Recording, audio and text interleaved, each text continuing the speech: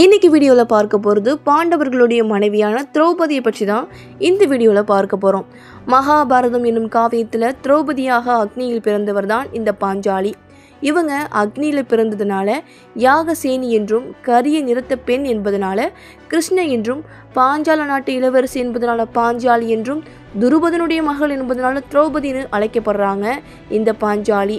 பாஞ்சாலியோட சேர்த்து இன்னொரு சகோதரனும் தோன்றுறாங்க. அவர் தான் பாஞ்சாலியோட சகோதரரான துஷ்டத்யும்னன். திரௌபதியோட சுயம்பரத்தின் போது பாஞ்சால அரசன் துருபதன் விதித்த விதிகளை அர்ஜுனன் மட்டுமே நிறைவேற்றி திரௌபதியை சுயம்பரத்தில் வென்றான். ஆனால் குந்தி மகன் வென்று கொண்டு வந்த பொருள் என்னன்னு கூட கவனிக்காம திரௌபதியை பாண்டவர்கள் அனைவரும் பகிர்ந்து கொள்ளுமாறு சொல்கிறாங்க. அதன்படி திரௌபதியை பாண்டவர்கள் மணந்து தகுந்த விதிகளை நிர்ணயித்து இல்லற வாழ்க்கையை நடத்திட்டு வராங்க. பாண்டவர்கள் கிருஷ்ணர் மற்றும் மயன் துணையால் இந்திரபிரஸ்தம் எனும் ஒரு நகரை புதிதாக நிர்மாணித்து ஆட்சி செஞ்சுட்டு வந்திருக்காங்க.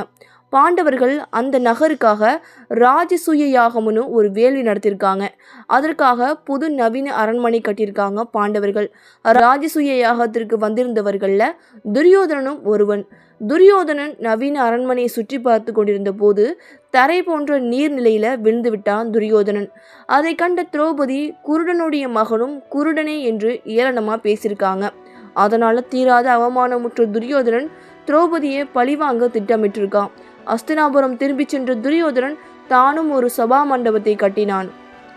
அந்த சபா மண்டபத்தை பாண்டவர்கள் கண்டு கழிக்கவும் சூதாடவும் இந்திரபிரஸ்தத்திற்கு தனது தந்தை திருதராஷ்டிரன் மூலம் தன்னுடைய சித்தப்பாவான விதுரனை தூது அனுப்பினான் துரியோதனன்.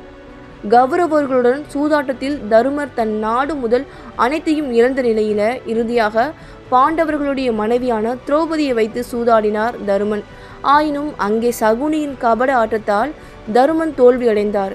இதன் காரணமாக திரௌபதி கௌரவர்களுக்கு அடிமையானாள்.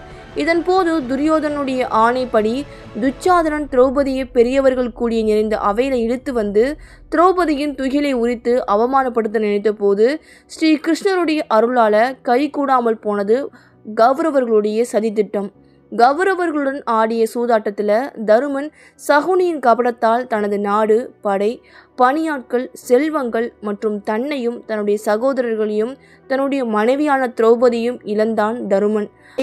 தன்னுடைய தொடையில் அமர்த்த துரியோதனன் தன் தம்பியான துச்சாதனனுக்கு ஆணையிட்டான். துச்சாதனன் திரௌபதியின் நீண்ட கூந்தலை கைகளால் பிடித்து கொண்டு வலுக்கட்டாயமாக அஸ்தினாபுர அரசவைக்கு இழுத்து வந்தான். அத்துடன் திரௌபதியின் துகிலை உரித்தான் துச்சாதனன். துகிலிருத்த போது தனது பலத்தால் போராடாமல் ஹரி ஹரி அபயம் கிருஷ்ணா அபயம் என கூறி அழுத பாஞ்சாலியின் குரலை கேட்டவுடன் ஸ்ரீ கிருஷ்ணர் திரௌபதியின் துகிலை தொடர்ந்து வளர செய்து திரௌபதியின் மானம் காத்தார் கிருஷ்ண பரமாத்மா. இந்த அவமானத்திற்கு பதிலடியாக துச்சாதனின் மார்பு குருதியை தன்னுடைய கூந்தலில் பூசும் வரை தன் கூந்தலை முடியேன் என சபதமிட்டார் திரௌபதி.